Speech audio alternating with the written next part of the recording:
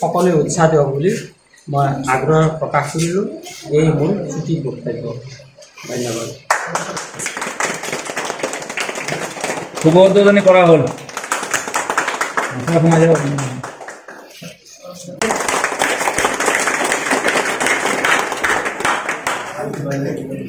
লগতে দিয়া যিটো দায়িত্ব মই সমাপন কৰিব বিচাৰিছোঁ আৰু ৰাইজক লগতে এই কাৰ্যক নমস্কাৰ, মই আহিছোঁ আপোনালোকৰ ওচৰত আন এটা ভিডিঅ' লৈ আহিছোঁ। এতিয়া বৰ্তমান যিখিনি বস্তু দাদা ইয়াত চালোঁ, সেই বস্তুখিনি আমাৰ অসমত বা হেৰিয়াত এতিয়ালৈকে চোৱা নাই। সেই বস্তুখিনি কমপ্লিট বস্তু চাইনিজৰ হয়, কিন্তু সেই বস্তুখিনি চাইনিজৰ মালখিনি যে এখেতে যে ইয়াতে আমাৰ ঘৰতে তৈয়াৰ কৰিছে, আমাৰ গোৱালতলী গাঁৱতে ইয়াতে তৈয়াৰ কৰিছে, কেনেকৈ তৈয়াৰ কৰিলে আহক সেই মানুহজনৰ কাৰণে ওচৰত যাওঁ আৰু সেই বস্তুবিলাক আহিলে আৰু কেনেকৈ বস্তুটো আপুনি কেনেকৈ কিমান ধৰণৰ কিমান দিনৰ বনালে, কি ধৰণৰ বস্তুবিলাক ইয়াত কি বস্তু সামগ্ৰী যোগান দি পেলাই আপুনি বনালে কওকচোন অলপ শুনো।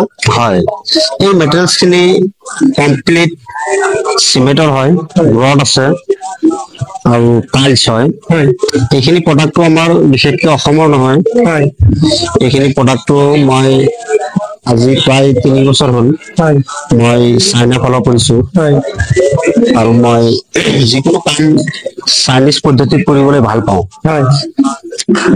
যিকোনো ঘৰৰ কাম আৰু যিকোনো কাম মই চাইনিজ ফৰ্মুলাত কৰাটো বেছি ভাল পাওঁ।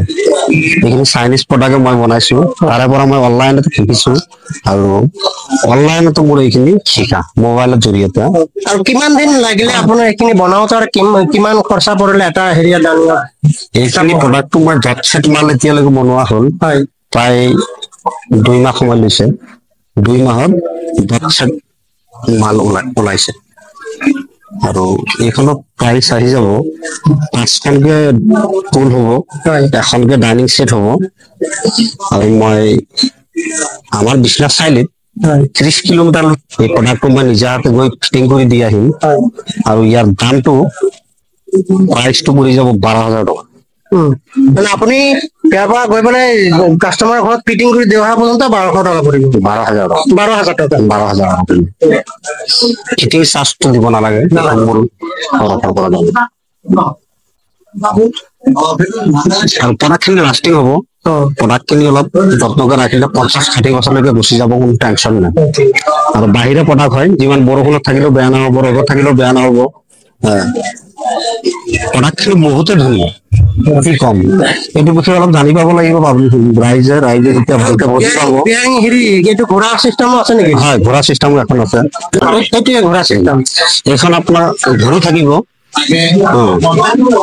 এইখন ঘূৰি থাকিব। ইয়াৰ লগত 4খন চেয়াৰ আছে, চেয়াৰ 4খনো ঘূৰি থাকিব।